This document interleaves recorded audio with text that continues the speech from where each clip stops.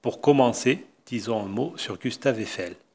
Après une brillante carrière dans la construction métallique qu'il n'est pas besoin de détailler, Gustave Eiffel entreprend de se lancer dans l'étude scientifique des effets du vent sur les objets. À partir de 1903, il conduit une série d'études en projetant des objets du deuxième étage de la tour Eiffel. Puis, dès 1909, il propose de souffler sur des objets fixes. L'étude en soufflerie est née. Mais à quoi sert la polaire Eiffel? Comme on peut le voir sur ces formules, des variations de vitesse, de masse volumique de l'air ou de surface de référence vont avoir une influence identique sur la portance et la traînée. Il n'en va pas de même pour les coefficients Cx et Cz lorsque, par exemple, l'incidence varie. La polaire est utilisée pour prédire les performances d'un profil, d'une aile ou d'un avion. Elle permet, dans différentes configurations, de comparer le coefficient de portance et de traînée.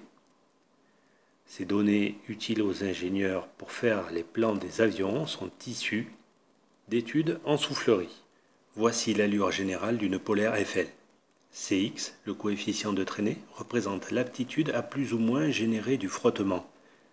Il est croissant de la gauche vers la droite. Cz, le coefficient de portance, représente l'aptitude, donc, à plus ou moins générer de la portance. L'allure générale de la courbe montre que Cx augmente avec Cz, donc avec la portance. Les aérodynamiciens disent à ce propos que la portance a un coût.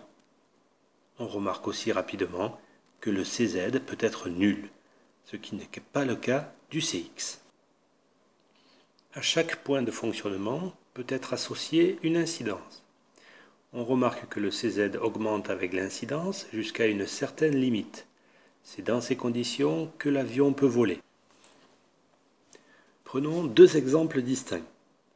Pour ce premier domaine de fonctionnement, l'incidence est faible ainsi que le Cz. Pour assurer la portance nécessaire à rester en l'air, l'avion devra donc voler vite. Le rapport Cz sur Cx se rapproche du maximum et donc l'avion consommera un minimum de carburant par kilomètre parcouru. Nous sommes dans le domaine de vol en croisière.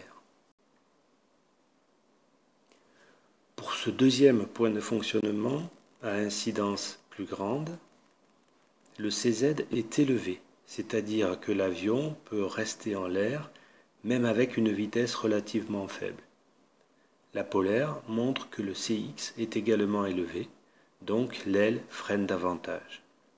Le domaine de vol est donc celui, ici, du décollage et de l'atterrissage.